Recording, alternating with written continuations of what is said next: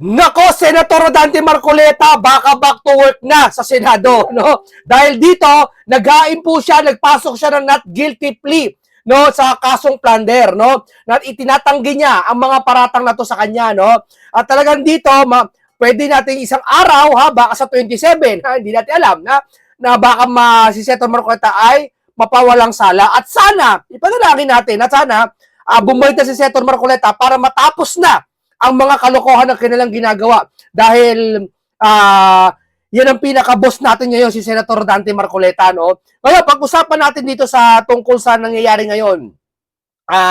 Sa kaso ni Senator Dante Marcoleta, panoorin po natin. Binawi ng kampo ni Senador Rodante Marcoleta ang inahaing motion to quash o ang kahilingang ibasura ang kasong plunder na nakabinbin sa Sandigan Bayan 3rd Division. Ito raw ay para mabasahan na siya ng sakdal at mapabilis ng paglilitis sa kaso. Nauna nang naari noong nakaraang linggo ang mga kapwa niya akusado na sina dating Congressman Mike Defensor at mga negosyanteng sina Joseph Espiritu at Aristotel Viray. Nagugwat ang kasong plunder sa alegasyong tumanggap si Marcoleta ng 75 million campaign donation mula sa kanyang mga kapwa-akusado. Totoo naman eh. Dapat talaga to eh. Ano na to eh. Not guilty talaga to eh. Sila na may sabi niyan eh.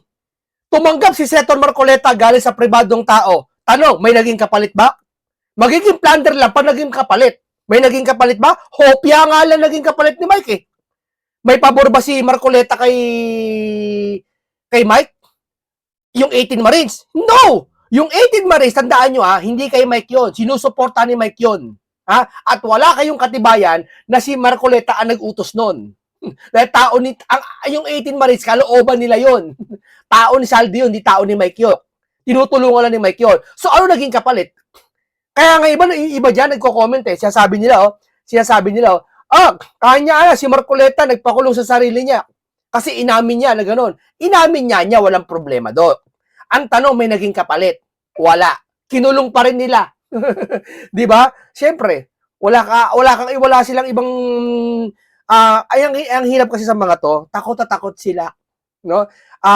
Sa bagay, kung malaki naman sahod mo dyan, takot ka talaga. Halimbawa, gabinete ka, suka ka na sa ginagawa ng administrasyon, suka ka na, laki ng sahod mo.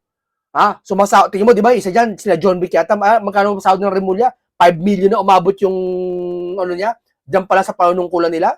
Ang laki, hindi natin alam eh, di ba? Malay natin, may iba pang bagay na mas malaki ibinibigay, hindi natin alam yan. Baka sabi nga nila, baka daw mali-maleta pa, hindi natin alam, Noong siya'y kongresista pa at hindi umano ito ininitira sa kanyang Statement of Assets, Liabilities and Net Worth o SALN at sa kanyang Statement of Contributions and Expenditures o SOSE. Matapos kumpirmahin ni Marcoleta kay Sandigan Bayan 3rd Division Chairperson Associate Justice Carl Miranda na voluntary niyang binabawi ang motion to quash, pinayagan ito ng korte. Pagkatapos nito, agad na ipinag-utos ng Sandigan Bayan na mabasahan ng sakdal si Marcoleta. Kasunod nito ay isinagawa ang galing. Biruin mo, sisipag lahat nila, no? Ang sisipag lahat nila, ipakulong si Senator Marcoleta, ganun kaaktibo ang justice system natin sa Pilipinas. Biruin mo, Pero, yung ibang napatunayan na may sala sa kabangkaban ng bayan, kung ba't naghihirap ang sambayan ng Pilipino, wala silang aksyon. Bulag-bulagan sila. Di ba? Kayo, naniniwala kayo? Ito tanong ko sa inyo, naniniwala kayo si Romualdez ang mastermind? Naniniwala kayo? Kayo sumagot. Naniniwala kayo? Isa sa mga mastermind possible. Pero siya lang ang mastermind, naniniwala kayo? Kayo naman, 'di ba? Hindi tayo bata dito, 'di ba? So sila dito pinagtutuon ng pansin si Marcoleta para ang para bang pag si Marcoleta kinasuhan, nakikita yung mga kaso sa kanya, para bang lumalabas, wow! Ang Pilipinas, buhay na buhay ang justice system. Biruin mo si Marcoleta, pinopokus nila, no? Sabay-samantala sa ibang bagay, bulag-bulagan sila. Di ba? Itang-kita niyo yung pinagkaiba, di ba? Bakit? Kasi si Marcoleta malaking bagay sa Pilipinas. Ayaw nila umunlad ng Pilipinas. Gusto nila mananatiling bagsak ang Pilipinas para yung mga Pilipino sasambahin sila habang buhay. Di ba? Ayaw nila taasan ng kuryente, ayaw taasan ng sahod. Ang mga Pilipino habang buhay na alipin sa sariling bansa. Di ba? Yan ang mga pinagagawa ng mga yan. Di ba? Kaya nga si Marcoleta mo, lahat ayaw nilang pakinggan. Di ba? Ayaw nilang manalo sa susunod.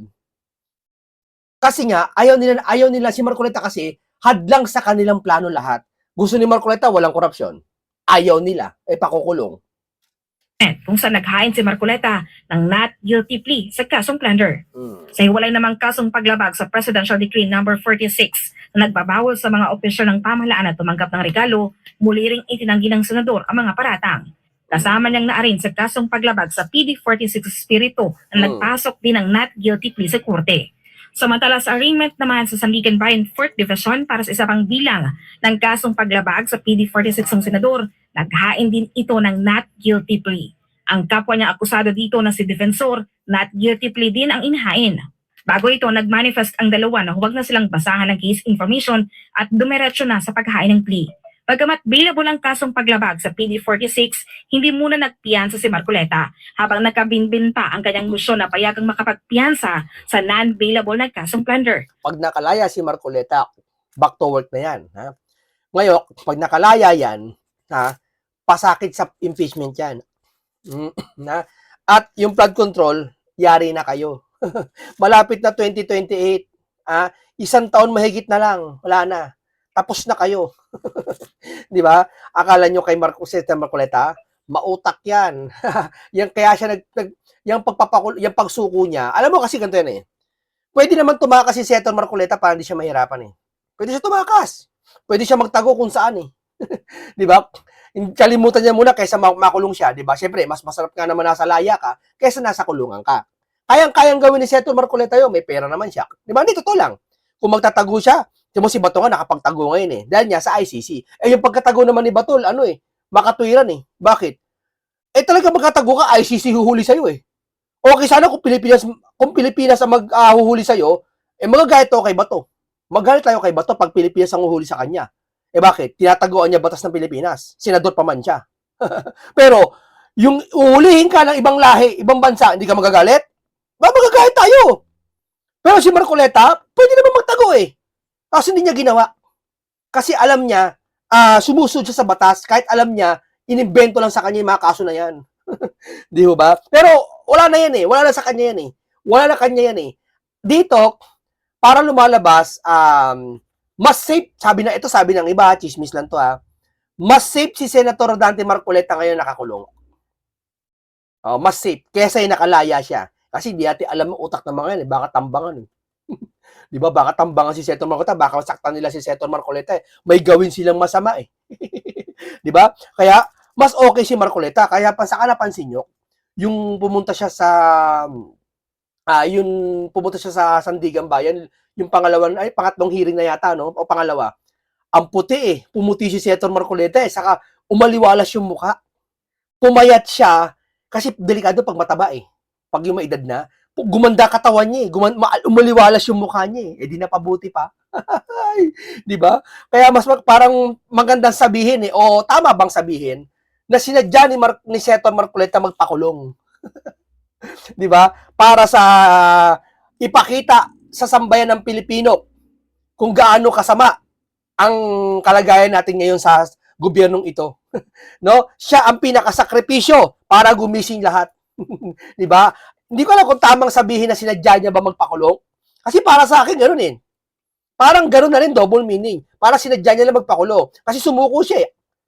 So sa pagsuko niya, andun na rin yung, okay, magpapakulong ako. Pero nahayag naman kayo. At sa paglaya niya, heroes welcome. Doble sa kanyang boboto. Maraming humahanga sa kanya. Ang mawawa ng boto kayo. Mache-checkmate kayo sa gagawin ni Senator Marcoleta nakulong siya, sa pagpapakulong niya. Ito sasabihin ko sa inyo mga kababayan. May alam kasi ako eh. May alam ako eh. Na ayoko muna sabihin niya yun eh. Mache-checkmate kayo dyan. Ito bibigyan ko kayo ng malaking clue. Yung akala nyong kalaban ni Marcoleta, babaliktaran kakampi pala. At yung iba kakampi na. Abangan nyo yan bago mag-2028. Tandaan nyo, marami na iba bago mag-eleksyon. Tandaan nyo yan. Para lang sa boto. Di ba? Ayan, ganyan muna tayo. Ayoko muna kayo bigyan ng malaking clue. Si defensor naghain ng bail noong July 15 sa piyansang 30,000 pesos. Patatsada naman ni Defensor's Ombudsman, nauna pa silang pagkasuhan kaysa kay dating House Speaker Martin Romualdez. Anya, dapat ang sumunod sa kulungan ang dating House Speaker. Romualdez, dapat isunod na nila, nauna pa kami. At saka si Dante Marcoleta, Sandali lang sa ospital, si Manny Bunuan, 2 buwan na. Si Manny Boloan, 2 buwan na. Si Kadante, saglit na sa ospital. O nga naman, kung si Marcoleta, balak niya talaga, ha? Magpa-hospital arrest na lang, ayaw magpakulong, hindi sana nagsakit-sakita na lang siya. Eh, hindi niya eh. Talagang yung time na yon may sakit si Senator Marcoleta. Kaya ngayon, okay na, naglakad pa nga siya eh. Di ba? At si Mike Defensor naman, sabi niya, mas nauna pa nakulong sila kaysa kay Romualdez. Para sa Diyos at Pilipinas, Okay, dito naman tayo sa saganang mamamayan. Sa saganang mamamayan tayo, panuhaan natin. Pero, teka lang.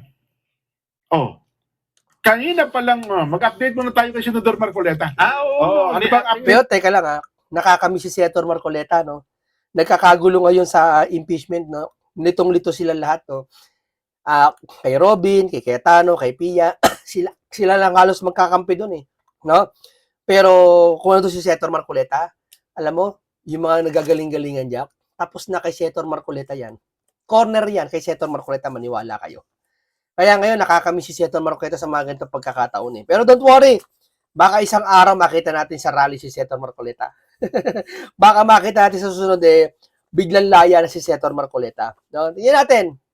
Muna kay Senador Marcoleta, Mm-mm. sapagkat kayo ng umaga, nakita kong nasa mga television siya. Aha. Oh. Ayan, no, maaliwala sa mukha niyo. Siya sa Sandigan Bayan. Ba? Parang iba ang ngiti ng kay Senador Marcoleta. Oh. Ipakita mo nga ulit, direct, yung kanyang ngiti. Siya ay Oh. binasahan ng sakdal. Arraignment. Arraignment po. Ayan, ha? Arraignment. Doon sa, kasama niya yung Hindi kami papayag, ginanyan nyo si Marcoleta, hindi kami papayag. Bilog ang mundo. Ha? espiritu ito, no? Espiritu pero nakikita natin. Apelido Oo. po yung espiritu. Ay tama, basahin mo yan kasi meron tayong Oh. gagawing paglilinaw eh. Dahil yung iba eh na-confuse eh. Ganon. Oo. Yan.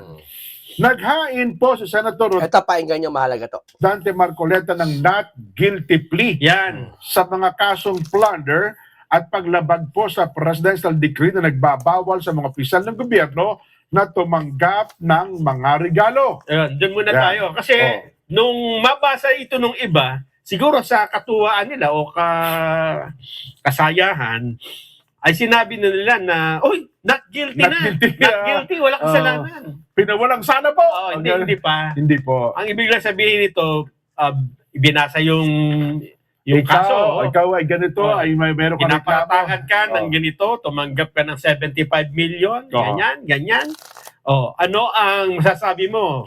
Ikaw ba'y may kasalanan o wala? Oh. Not guilty po, Your Honor. Yung Nag-guilty talaga. Si Raulo pala di ba? Not guilty. Hindi, wala namang kinalaman sang digang ano dyan. Sila ay taga-hato lang. No? Bakit? Sino makapagsasabi na binigay sa iyo ang pera na lagpas 50 million. Palagay nyo na, lagpas 50 million.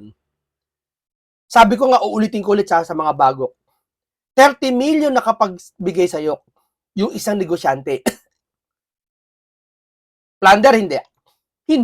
Hindi lagpas 50 million eh. Yung isa 20 million kaya naging 50 million. So, anong kinalaman nung isa na siya ay mapaplunder? Halimbawa, sabi ko nga, binigay kay Marcoleta 49 million and 49,999 centavos. Piso na lang ang kulang para maging 50 million. Paano pala pa nagbigay ako kay Marcoleta ng piso? Marcoleta, ito piso. Pati ako makukulong na. Kasi pang 50 million yun eh. Di ba? Not guilty ka. Ba? Malay mo ba? Saka, ano naging kapalit? Wala!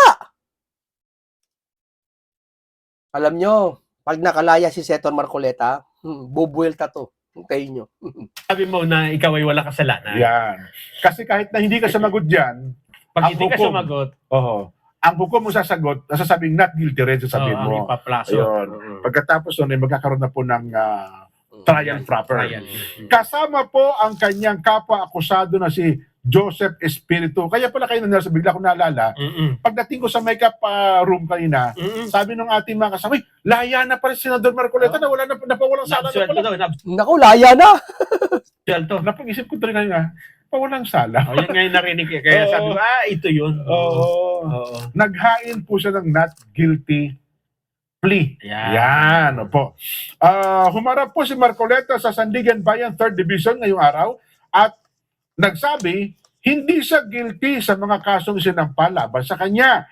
Kabilang po sa mga kaso ang plunder at umano'y paglabag sa Presidential Decree number 46 na nagbabawal po sa mga opisyal ng gobyerno tumanggap ng regalo. Kapal na mukha, no? Bawal tumanggap ng regalo. Harap-harapan, mga gobernador, iba pang mayor. Hindi lahat, ha? Tumatanggap ng regalo. Baka nga yung nagsabi niya, tumanggap ng regalo, eh. Kapal ng mga pagmumukha ng mga to, kay lilinis akala nito. Pero yung mga harap-harapan dinungisan tayo, kinawawa taong bayan, hindi sila kumikilos. Di ba? Klaseng hustisya to. Payagan po ng anti-graft court ang hiling ng mga abogado ni Marcoleta na bawiin ang motion nilang ipawalang bisa ang kasong Alam mo, wala namang kasalanan dyan sila dyan, yung mga taga-hatol. Eh. Walang kasalanan sila dyan. Ang may kasalanan dyan yung big fish. Yung nag-uutos. plunder. Dahil dito, itinuloy ang kanyang arraignment. Ang iba pa niyang kapwa-akusado sina dating Congressman Mike Defensor at ang negosyanteng si Aristotle Biray ay naghain din po. Nauna nito naghain ng not guilty plea sa mga kasong plunder noon pong July 15. Kasalukuyan po nasa Quezon City Jail, New Quezon City Jail. Tataka lang ako sa atin, Nak. Tatataka lang ako. Hindi ko alam kung bakit, I-educate nyo ako. Baka may mga lawyer dito nakikinig, i-educate nyo ako. Bakit ang tagal ng sa atin sa Pilipinas, no? Nagpasa ka ngayon ng not guilty. Bakit ang tagal bago maaatulan, no? Makukulong muna yung tao na matagal, mabubulok muna sa kulungan bago lumabas yung desisyon, no? Ako tataka lang ako, educate niyo ako bakit ganun. No? Barangay Payatas, si Senador Marcoleta, at hinaharap po niya ang kasong plunder at 3 bilang ng paglabag sa PD 46 sa 3rd Division ng Anti-Graft Court. Ang parehong division din na dumidinig sa kasong plunder ni Marcoleta, kasama po ang kanyang kapwa-akusado na si Ginoong Espiritu. Ang dalawa pang nagbigay umano ng donasyon sa kampanya. Ayon po sa prosecutor ng gobyerno, tumanggap umano si Marcoleta ng 75 billion pesos na hindi diniklarang donasyon sa kampanya habang naglilingkod bilang aktibong kinatawan ng isang party list. Tumanggap ng 75. Pinag-plus yung tinanggap ng isang tao. No, kaiba rin tong mga to, no? Ibig siya palang sabihin pala, pag kay Mike Defensor tumanggap ng 30 million si Marcoleta, hindi yung kakasuhan kasi hindi lagpas 50 million. Nagmula umano ang 20 million pesos mula kay Espiritu, 30 milyon piso mula kay Defensor at 25 milyon piso mula po kay Biray. Hindi umano sinama ang mga ito sa opisyal na financial election disclosures ng senador. Ayan. Kaya, pagkatapos po ng kanina, mga kabayan, hindi po pinalaya si senador. Ibinalik po siya doon sa New Quezon City Jail. Ayan. At ewan ko lang, may schedule na ba na ng hearing? Wala pa siguro. Pero kanina po, maganda yung ngiti ni Senador Marcoleta. Parang hindi sa kinakitaan ng kalungkutan. Marami sa mga... Huwag ka mag-alala, Senator mo Dante Marcoleta, malapit na. Pag napawalang sala ka, Jack, tayo naman ang babawi. Babawian natin siya ng katwiran. Pictures na nakangiti si Senador Marcoleta na so, ayun. Baka na at least nakapagpahinga sa araw-araw na pressure. Hindi, totoo yan. Mas napaganda pa siya, nakakulong siya ngayon. Totoo yan. Wala tayong magagawa siyempre nakakulong Pero mas napaganda. Bakit? Yung kalusugan niya, na-check up siya. Diba? Pangalawa, nakapagpahinga siya. Wala siyang pressure. Siguro, pag wala ang gagawin dyan, di matulog dyan na matulog. May exercise ka dyan, siyempre. Mauobliga ka mag-exercise. Di ba? Nare-reset ka. Di ba? Ika nga, wala kang problemahin. Alam mo, pag ang nakakatanda kasi, nakakasakit, yung problema araw-araw kami isipin ka Yeah? Yan, hinihil siya, nahihil siya sa nangyayari ngayon. Napaganda pa. Kaya paglaya niya, mas fresh na fresh yung utak niya, makakapagplano siya maigi. Di ba? Pero back to work na. Yung flood control issue, imbestiga na. Ng trabaho sa Senado. Oo. Pero nawala. Pero stressful din yun. So, nandun ka sa loob ng ano, no? Imagine mo yung ganyang sitwasyon, no? Kanya-kanya kasi nga niya, pagtanggap Oo. Ayun. Kasi parang natatandaan ko nung nag-COVID-19 lockdown, marami ding na-stress sa bahay. Ay, oo, oo nga pala, no? Diba? Nasa loob ng bahay kasi marami. nandun ka lang, hindi ka na makalabas. Kasi wala, ang sarap, di ba? Oo. Kasi lagi kang bakasyon. Pero nung Totoo. matagal-tagal na, hindi ka parang nakaka-stress, di ba? Oh, tsaka hindi ka makabiling pagkain, bawal din lumabas. Wala kang pagkain. Oo. Oo. Ayun. Yun nga lang mahirap dyan. Na kalungkutan kay Senator Rodante Marcoleta. No, yan nakakagalit na panoorin na habang si Senator Marcoleta nakipaglaban na kulong, tayo, yung iba dyan sa inyo, nagtatakip sa flood control issue. Wala kayong pakialam sa taong bayan. Yan ang katotohanan. Aminin niyo yan. Wala kayong pakialam sa taong bayan. Yung nagmamalasakit kuno dyan, mga pinklawan, di kami naniniwala na nagmamalasakit kayo sa bayan. Ayaw nyo unahin yung mga dapat yung unahin. Di ba? Yung dalawang tulpo, ang tapang sa impeachment, ha? Ang tapang. Kala mo kung sino. Di ba? Pagdating sa flood control, wala kayo, tahimik kayo. Nagtataka lang kami kung bakit. Bakit? Anong pinagkaiba ng nalustay? Halimbawa, palagi natin, may nalustay si Sara. Anong pinagkaiba ng may nalustay si Sara at doon sa malaking flood control issue? Anong pinagkaiba nun? Kung totoo mas malaki nga sa flood control issue eh. Pero inuna nila si Sara. Totoo. Well, tingnan natin, ano ha? Ako, umaasa, Nelson, ano? Isang araw ay makikita nating bahagi na po ng impeachment trial si Senador Rodante Marcoleta. Nag-submit siya ng manifestation ba yun? Motion, oh. Na sila ay Payagan. bumoto sa impeachment trial. Dalawang sila ni Jinggoy. Bumoto lang ba sinasabi? O talagang Pagboto. mag-participate? Pagboto. Oo. Wala ba siyang motion na i-house arrest o hospital arrest na lamang giving do sa kanyang edad na 72? Wala na. Sa 29 kasi ay birthday ni Senador Marcoleta. Nako po.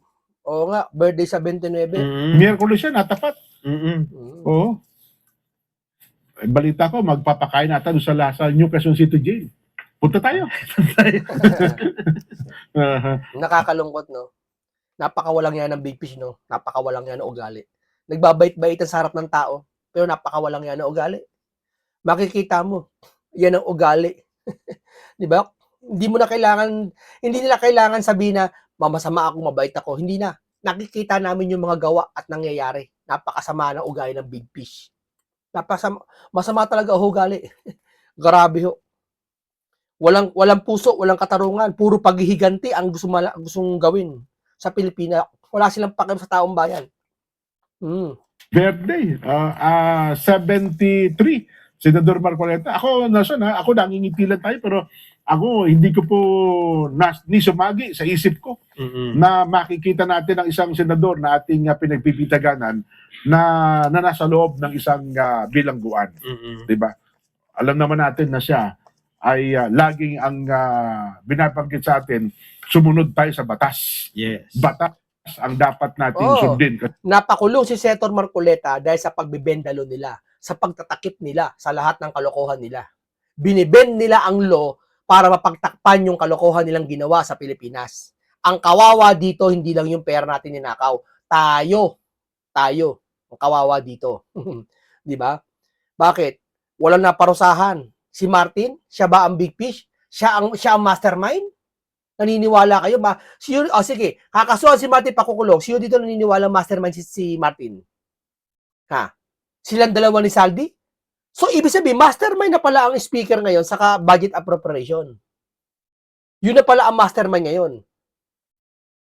Kasi kung di tayo susunod sa batas, wala mangyayari sa bansa natin. Totoo yan. Yeah.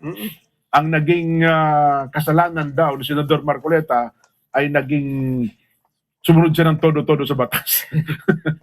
At naging transparent siya, Nelson.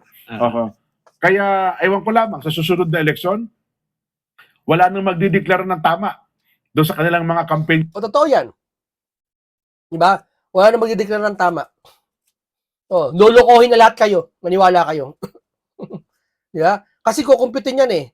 Binigyan ka ng 100 million, nag-declare ka, wala ka nakita na binili mong tarpaulin, eh saan mo kinuha? Eh, minsan yan, di natitignan yun eh. Totoo ba? Di ba, pagtapos ng eleksyon, wala nang pansinan? Pag nanalo, wala nang pansinan. Pag katalo, alisan na, wala nang pansinan. Sinisilip ba nila? Oh, Mayor, yung dinonate sa'yo, nung malaking kumpanya, 100 million, saan mo dinala? Wala ka naman tarpaulin masyadong dinikit. Hindi, nakapunta kayo. Ha? Wala naman masyadong mga campaign materials, pero yung binigay na pera, ang laki. Wala naman siya. Asa na ginawa? Yung binulsan niya yung pera. Tama?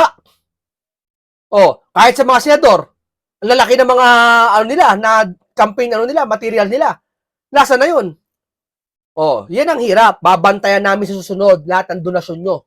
Kung natatama, kung nagagastos nyo na maigi. Contributions, Nelson. Kasi pwede na palang Oo. gawing Sapagkat, kaso. sapagkat kapag Oo. ikaw ay naging transparent pala dyan, ay kakasuhan ka sa Sandigan Bayan. Naku po, depende. Ano? Sa Depende. COMELEC, pwede ka pa walang sala. Depende kung sino kakampi mo dyan. Oh, Ayun di ba? Yan, depende talaga kung sino kakampi mo. Sa COMELEC, napawalang sala ka. Sa ombudsman, may sala ka. Kalokohan no? Kalokohan. Maganakaw ka dito sa kabilang street. Ha? Maganakaw ka sa kabilang street. Pagdating mo sa kabilang street, di ka maganakaw. Kayo talaga, niloloko nyo sa bayan ng Pilipino. Oh. Bendalo pa more. Lang. Hindi naman lahat Weather. kinakasuhan eh. Oh, weather lang yan. Ano? Mm. Eh, nagkataon Weather lang yan. dito, alam nyo na po ang naging sitwasyon ng Senador Rodante Marcoleta. So yan po ang ating update sa kanya. Dahil nagtatanong sa akin kung kamusta siya, okay ba siya. Pero okay naman po, yung kanyang kalusugan, ang sabi ay okay na rin yung kanyang mild pneumonia. Mhm. Ano pa ba? Yung tuhod niya nung nakaraan, sabi may konting pananakit pero okay na rin naman daw po. Meron siyang latest message dyan. Nako, Meron ba? ayan na. Hindi pa natin ito nagamit May message. eh. Yung tungkol sa kuryente. Oo. Ano ba yan? Oo. Kahapon yata nilabas yan, Nelson. Dito hindi pa natin kasi may impeachment, di ba? Okay, oo. Ang sabi niya dito, sa gitna ng nakaambang muling pagtaas ng singil sa kuryente at presyo ng langis, higit na kinakailangan ng mga konkretong hakbang upang maibsan ng pabigat na dinaranas ng ating mga kababayan. Okay. Kamakailan ay naitala rin na ang Pilipinas ang may pinakamahal na kuryente sa buong ASEAN para sa buwan ng Hunyo. Okay. Bagamat pansamantala ninyo akong hindi makakasama, nais kong ipagpatuloy ang pagsulong sa aking mga panukalang batas. Number 1, pag-alis ng 12% VAT sa kuryente. Ayaw nila pakinggan niya si Seto Marcoleta para isisi niya naman doon sa napangakuan niya. Ikaan niya, asa na yung 2K bill mo na kuryente? Eh yung taong na hindi naman na akala niya binoto hindi naman niya binoto si Seto Marcoleta, no? Umaasa na siya sa 2K na kahit pinklawan siya, kahit loyalista siya, umaasa siya sa 2K ni Marcoleta. Sasabihin niya, asa na ikaan niya 2K mo? Ba't di mo to pa rin? Eh yun, impertinente. Bakit? Walang alam sa batas. Akala niya, porket si Marcoleta 2K, siya nang papatupad nun. Dadaan po sa maraming proseso yan sa Senado. Di ba? Aprobahan pa yan ng presidente.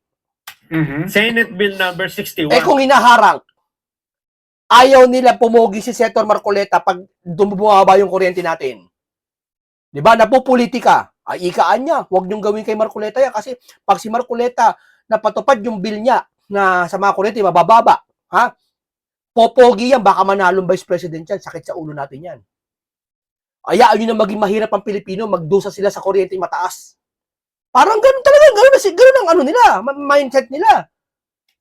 Kasi may mga nagtatanong dyan eh. Asa na yung sinasabi mo na 2,000 pesos. mababang singil sa kuryente? Eto yun, Senate Bill number 61. Ibig sabihin, nandun na. Nakahain na po yan. Nakain. Oo. Hindi pa busy ang Senado eh. Oo. Number 2, gawing libre ang mga kumukonsumo ng 200 kilowatt bilang subsidy. Senate Bill number 63. Yan ang ipalit to sa mga ayuda. Mm. Yung mga ayuda, kung ano-ano mga ayuda. Yan na lang, 200 kilos. Sagot po ito sa mga tumutuligsan na nasa na yung kuryente mo, nakulong ka na, wala pa. Ayan na nga nakapile eh. Oo. Ito ay mga reformang magbibigay ng mas makatarungan at mas abot kayang halaga ng kuryente para sa bawat pamilyang Pilipino. Umaasa ako na sa pakikiisa ng aking mga kasamahan sa Senado ay agad nating maisasakatuparan ang mga panukalang batas na ito upang makapagbigay ng tunay at pangmatagalang ginhawa. Sa ating mga kababayan, batid ko ang bigat na mga hamong kinakaharap ninyo araw-araw. Kasabay ng inyong katatagan, patuloy nating isusulong ang mga hakbang na nagpapagaan sa inyong buhay at magtataguyod ng isang mas makatarungan at mas maunlad na kinabukasan para sa lahat. Maraming salamat po. Yan. Kung isa sana ito sa diniscuss din, habang nasa special session, maintindihan natin na importante Totoo, talaga. Ayaw nilang i-discuss yan. Ang gusto nila, ang Pilipino, mababa sahod. Hindi ba, hindi ko alam kung totoong totoo. May nabasa akong libro na kung saan, totoo, hawig to sa nangyayari sa atin. Na sinasadya ng mga nasa politiko, mga kurakot lalo, mayayaman, na ang mga empleyado hindi tumaas ang sahod. Kasi pag tumaas ang sahod, hindi nga sila magiging boss. Halimbawa, sahod mo, magkano ba sahod mo minimum? 750, palagay mo ito. Palagay natin 550 minimum. O, 450 mo na. Kapag ba tinaas ang sahod mo, 2,000 per araw. Ba, dami mong pera sa isang araw. Sa isang buwan, kung wala kang Sabadong pasok, ang sahod mo na kulang-kulang 60,000 ang sahod mo. Hindi dami mong pera. So, hindi mo sasambay ng mga politiko. Dahil mong pera, ba't sasambay mo? Hindi mo na kailangan para manghingi sa politiko ng limos na pag eleksyon ibibigay sa'yo 5,000. Hindi pa gaya sa bulsa niya. Bulsa pa na pera ng bayan. Wag ako, nagtrabaho ako sa gobyerno, alam ko yan. Hindi naman lahat Merong politiko na gaya sa bulsa niya. Yung pera, no? Pero ang masama, yung pera niya, gaya sa tatay niyang konsilo, dating gobernador, pera pa rin ng bayan. Pero meron talagang politiko na gaya sa bulsa niya, katulad ni Manny Pacquiao. Gaya sa bulsa niya yon. Mga gaya sa personal na pera nila na ginagastos nila. Pero bibihira yun. Depende pag eleksyon, bibigyan ka 5,000. Pag wala ng eleksyon, magtiis ka sa 500, 1,500. Pipila sa'yo, ito, 500, ikaan niya, 1,000 lang, bahala ka na dyan. Kakapal ang mga pagbumuka, di ba? Mahalaga talaga yan. No? Kaya lang, Ayaw nilang pumogi si Senator Marcoleta, baka manalo Di ba? Ayaw nilang yung Pilipino, may nabasa ako libro Ang gusto nila manatiling ang mga tao nasa baba lang para pag tamo ito, sabi ko nga pag ba yung mahirap nagtatrabaho, kasi ang nagtatrabaho, halimbawa, trabaho lang sa sideline, sa mga convenience store, maliliit ang sahod ng mga yan. Pag yan binigyan mo ng 1,000, tatanggapin yan. Pero subukan mo laki ang sahod ng mga yan. Mga 2,000 a day. Bigyan mo ng 1,000 yan. Baka 1,000, isampal pa sa'yo. Ba't mo bibigyan ng 1,000? May pera ako. Ayun ang ayaw nila. Na lumaki ang pera ng taong bayan, lumaki pera ng mga Pilipino. Nabasa ko libro yun Ewan ko kung totoo yun, pero tingin ko totoo yun. Dahil sa mga kurakot ng mga politiko, ang gusto nila, manatili silang gusto nila, sasambahin sila ng tao. Na, ang tao hindi dapat lumaki ang sahod, kailangan dapat laging baha yung lugar nila, walang solusyon. In the same time, magandang pakinggan, baha lagi sila, para yung mga proyekto, goes, wala mapaayos, manatiling yung mga nasa baha, pag dinalo ng politiko, sasambahin sila. Naging kultura sa atin yan sa paulit-ulit na henerasyon. Na tamang-tama, ikaan niya. Baha lagi niya sa lugar na yan. Yung mga tao dyan, hikahos. Pag dumalaw tayo, pupurihin tayo, sasambahin tayo. Kaya tingnan mo, pag nagbigay ng 10 kilong bigas, 10 kilong bigas, tuwan-tuwa na yung mga binaha. Payag na sila. Tapos may vote buying, 500 lang, 1,000, tatanggapin nila kasi walang-wala na sila. Kapit sila doon sa politiko. Yung politiko, tuwan-tuwa naman, kapal ng pagmumuka. Ang tagal na sa distrito niya, di niya mapaayos yung mga estero doon, yung mga kanal doon, di niya mapaayos. Bakit di niya mapaayos? Kasi una, ghost. Pangalawa, walang kinukurakot niya yung pondo. Di ba? Pabor sa kanya lahat na nangyayari. Ba? Habang kinukurakot niya yung pondo, walang mapagawang mga project, siya naman sinasamba ng tao. Yan nabasa kong libro. At yan nangyayari sa panahon natin ngayon, nakaka-alarma. Di ba? Kaya ngayon, andyan si Senator Marcoleta, ayaw nilang ikulong nila para sa flood control, walang mapanagot. Sa madaling salita, magpapatuloy ang kahirapan sa Pilipinas. Dahil pinakulong nila si Senator Marcoleta, dahil pinapakulong nila yung mga tao na nagsasalita ng totoo. At yung iba nananahimik. Yung Pinklawan, ito mga Pinklawan ako naniniwala ako, hindi kurakot ang mga Pinklawan. Naniniwala ako dyan, tapat yan. Pero nga lang, tahimik sila pagdating sa kurakot. Yun ang masama. Yun lang. Di ho yun na iba po yung tinalakay sa special session. Waling-waling. Waling-waling. At saka po. yung Tamo, special session, nagtawag ka para waling-waling yung talakayin mo, imbis na yung mga pangkambuhayan sa Pilipinas. Hindi. Kaya siya nag-special session kuno para mabuo yung 13. Yeah. Tinakot nila si Joel Yeah. Yan ba lingkod ng Pilipinas? Yan ba pagkakatiwala nyo, kinabukasan nyo sa mga yan? Di ba?